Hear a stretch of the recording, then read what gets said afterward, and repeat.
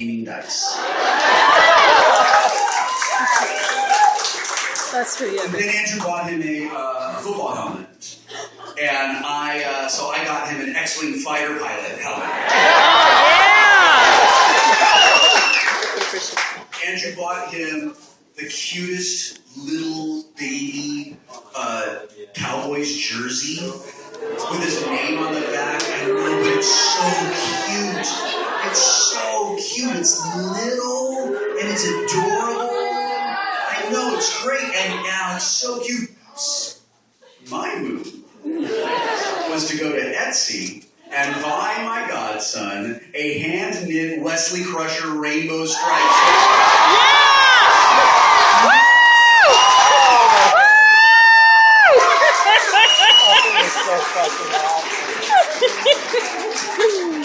His parents will thank me the first time they see the polarity reverse on their water.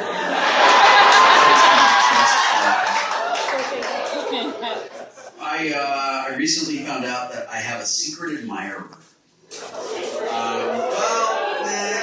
It's weird because the way that I found out is that presents from my secret admirer started showing up at my house. And the thing is, I've worked really hard to keep my address sort of like, as obfuscated as possible for reasons that I think are readily obvious, right? So before, in the long ago, I was on a science fiction program, and as a result of that, a certain type, ask your parents, there's a certain type of person who sort of thinks that, I've got a direct line to the president, and I'm going to be able to help build the alien defense system, right? Or I'm going to finally be able to expose the reptilian alien invasion secrets buried beneath the Denver airport, which is actually a monument to the Illuminati, if I would just accept this 800-page manifesto he's written, and also he's just going to need a little blood. I would very much like to sort of keep all the space in the universe between me and these people. So I've worked really hard for this isn't a joke, it's to protect me and protect my family. So when things show up, it's weird and it's a little scary. Sometimes they're really cool things. Like before Borderlands 2 came out, I got this giant epic Borderlands 2 box set, right? With a working claptrap that just drives around my house and gives high fives. That's awesome. And then one night, sometimes I listen to the Bee Gees, don't judge me. So I listen to the Bee Gees, right? And I'm like, 2 days later, the entire Bee Gees discography shows up at the house. Including all the studio outtakes. The studio outtakes of the Bee Gees are what it sounds like when a cat gets caught in a Zamboni. This is extravagant. It's an entire collection of from a Ludoff. 12 hours worth of Ludoff just showed up one day. It was when the horse mask arrived that my wife realized that my secret admirer, my benefactor who sends me presents, is drunk me.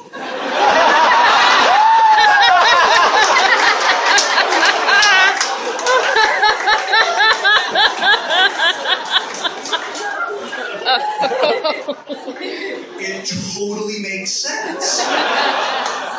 Because I'm always buying myself things that I want, but probably wouldn't spend money on. Like things that I wouldn't buy for myself, but I would buy for another person who happens to be sober me in the future. So I was very excited about this. My wife was really uncomfortable with it.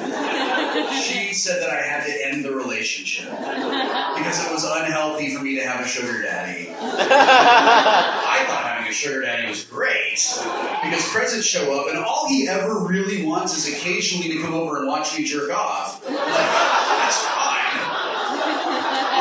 I'll jerk my secret admirer off. Sure, why not? It's great. We're both feeling good. But she demanded that I end it, and I did. I broke it off, and I didn't take it well. I went to iTunes and I sent myself a whole Taylor Swift mix CD. She really knows how to use those words, you guys. She says what you're feeling. So I took it back to my wife and I said, so listen, maybe we could just work Drunk Me into the marriage. Maybe a little three-way with Drunk Me. She's like, I don't want to have a one-way with Drunk You. It's horrible. It's like trying to keep a dog in a bathtub. It's the sloppiest, messiest thing in the world. I don't want that happening at all. It's horrible. So I really am going to end it. I'm going to lead me on for a little while. Just until the PS4 comes out. Then it is over. I'm back into a committed platonic relationship with Drunk Me occasionally. That's an unfortunately true story. Why did I get another ukulele in the mail? Very similar to the one I clicked twice. Okay. Sometimes me will buy the games on Steam and then try to play them first. So it's like, you have played Papers, Please for 8 hours and have not been able to figure out how to get past the start screen. I wish that there was video of Drunk Me trying to play Surgeon Simulator. Because it's just a fucking disaster. I understand why my wife doesn't want to have anything to do with Drunk Me in the sex department, because Drunk Me can't even pick up the phone in Surgeon Simulator. But the relationship is over. I know, I'll tell him. I'll tell him that you said that. I have a feeling I'll be seeing him soon. The road is hard, you guys. We've been on the road for like 2 days. Man, Texas is fucking huge. Why are you proud of that? You're just gluttonous. You're taking up all this space. And the time it took me to drive here from Austin, we drove through like 11 states on the East Coast. It was great. They were so tiny. We were just in them and out of them. It was fantastic. That is what she said. Listen, I want to tell you a couple of stories that require musical accompaniment.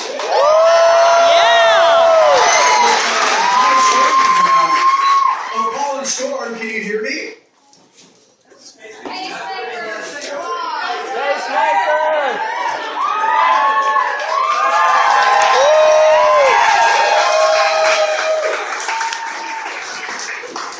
There's an air hockey table in the green room.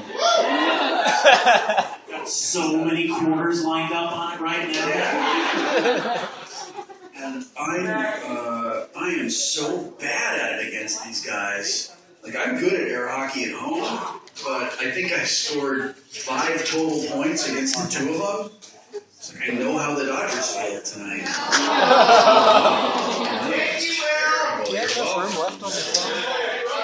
Like you people give a shit about the Dodgers.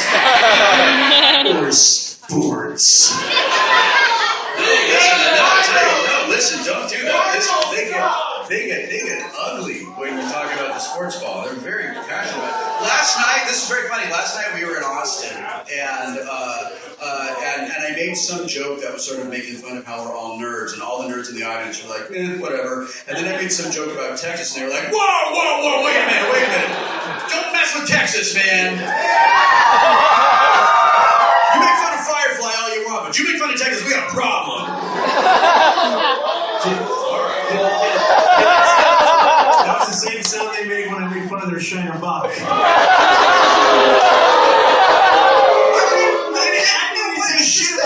I actually have a question about that. What do you people have against beer? Don't get us started about Lone Star.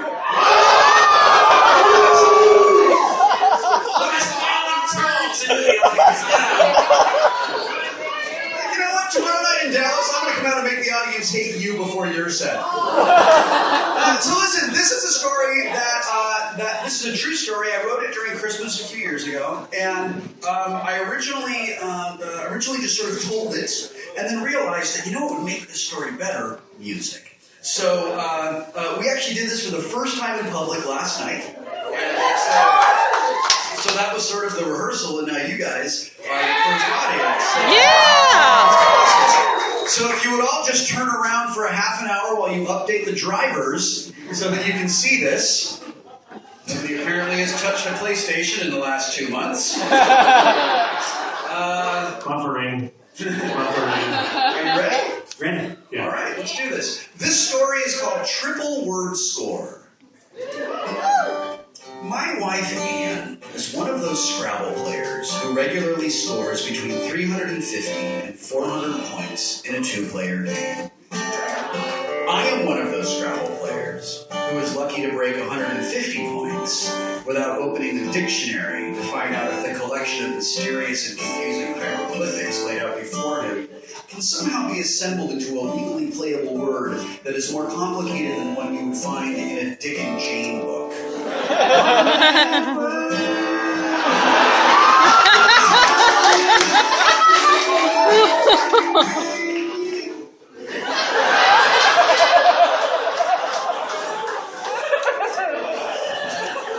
It's just a little on the nose. I do not provide even a nominal challenge, and where the average Scrabble player probably experiences something similar to fun while playing a game, I experience nothing but frustration. Yet she insists that we play together. It's fun to make words, she says, oblivious to my failure to use all of my letters. Burrito. That is some fine Al Pastor across the street, you guys. Oblivious to my failure to use all my letters even once in the decade that we have been playing.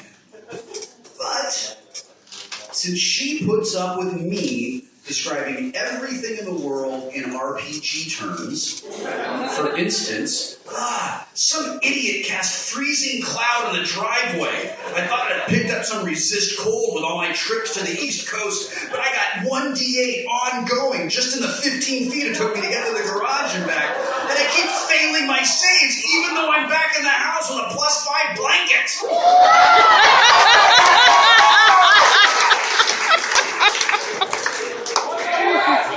People.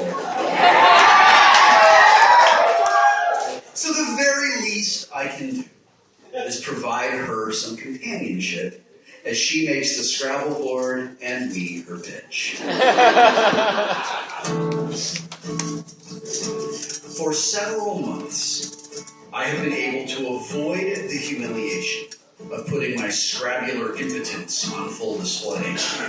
They don't make Scrabble Viagra, and I couldn't spell it even if they did. But when she asked me to play last night after dinner, her breathtaking beauty, illuminated by the twinkle lights on our tree and the flickering glow of our fireplace, I failed to save versus charm, and I went straight to our game closet. I looked past games that would be fun for me to play. All creatures big and small. Lost cities. Magic the Gathering.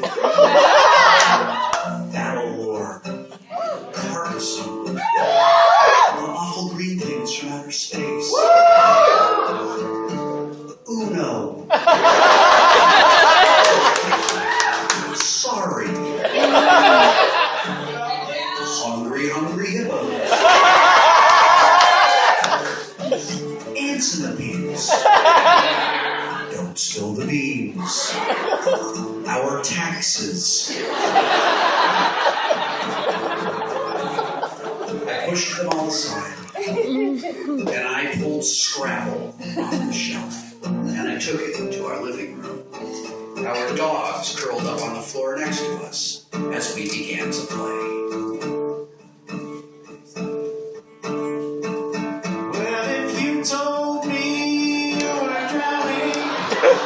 I would not let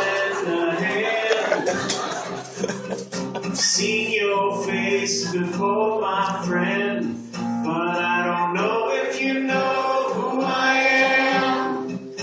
I drew an X out of the bag. She drew an E. It was an unnecessary harbinger of things to come. She went first and instantly took a 20-point lead. I scored 7, personal best. 4 or 5 turns later, she played sexy for a triple word score, and I never caught up. This game was a blowout. I was Custard at Little Bighorn, Varro at Kane, the Broncos at Super Bowl 24. I can feel it coming in the air tonight. Oh Lord, and I've been waiting for this moment for all my life. Yes. Sorry.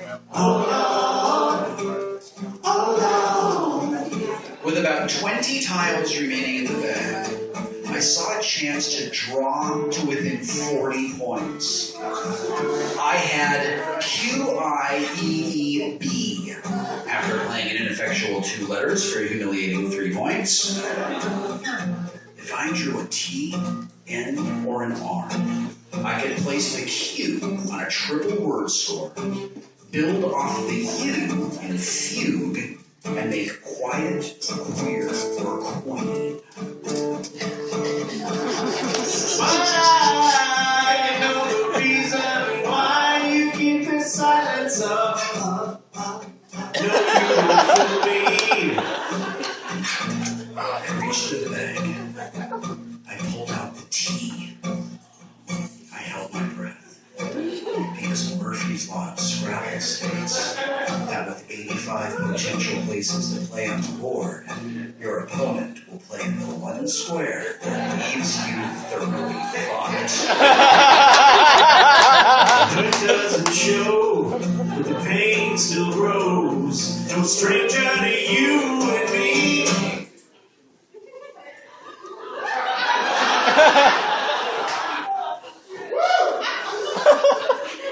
And put down 2 tiles, building off the F in fugue and blocking me. Are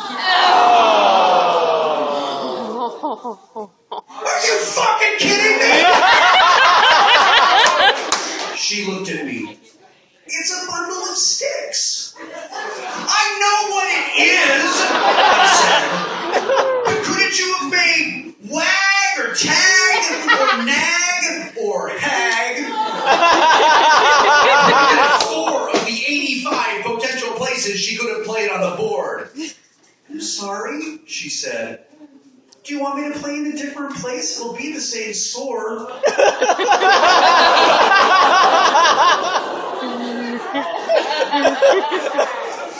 The point you were missing it. This is how it always is when we play games together. She isn't competitive. She is blissfully unaware of my anguish as I attempt to match her score. She doesn't know that if she does not double my score, I consider that a significant and meaningful moral victory. No, I said, I'll find a different place to play. I found it and put my tiles down. 2 points, please. She recorded my score. I looked at the score sheet. If I could get 10 points, she would not be doubling it. I resolved to close the gap. I failed. With only a U and an I left to play, I was down by over 100 points. And I just wanted the fucking game to be over. Okay. I play the U here and I make the word fucks, I said. What's fucks? She asked. Oh, don't you know? It's what it's called when you suck so hard at Scrabble that you just make up a word so the goddamn game can be over. It's like my wife kicked my ass so hard, I just went for the Vox.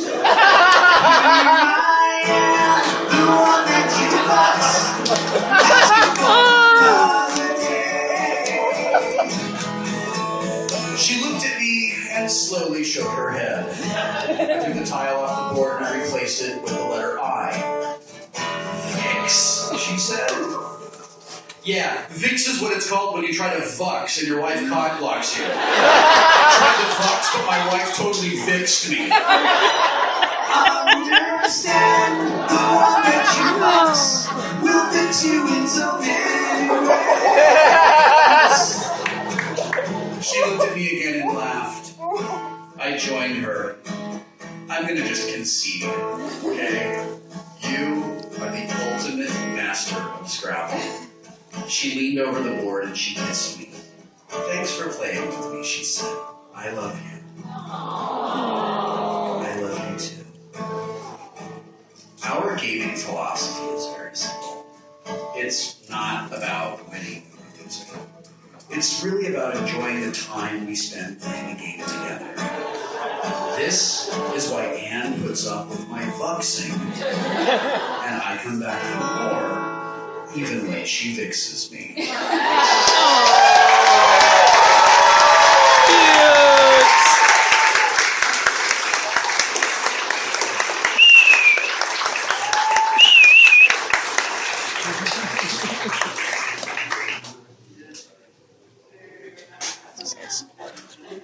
Are you doing another thing where you forgot to put pages in order before you got on the stage? What you're talking about? That's absolutely not what I'm doing, Mr. Fancy Pants. Which is our other Jonathan Colton coming.